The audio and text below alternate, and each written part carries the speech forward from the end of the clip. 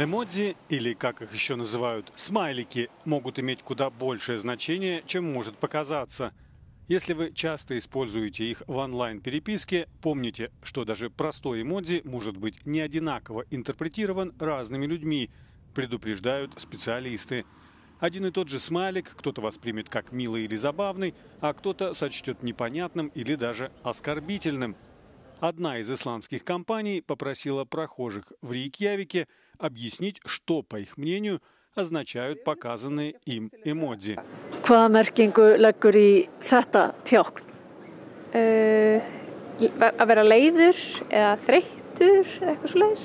Ég myndi svona skjóta á að þetta væri fallin frá. Deyja. Þetta þennan nota ég mjög mikið. Þetta var oft, þetta er eins og hlátukallinn nema bara hann er dauður.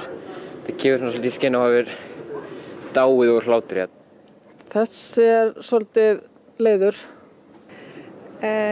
Fyndið. En þessi? Þetta eitthvað sem ömurlegt eða dauði. Согласно данным исследования компании Statista, 10% мужчин в мире никогда не использовали эмодзи. Женщин, которые не пользуются смайликами, в 2 раза меньше. Согласно опросам, представители более старшего поколения чаще избегают использования этих значков в переписке.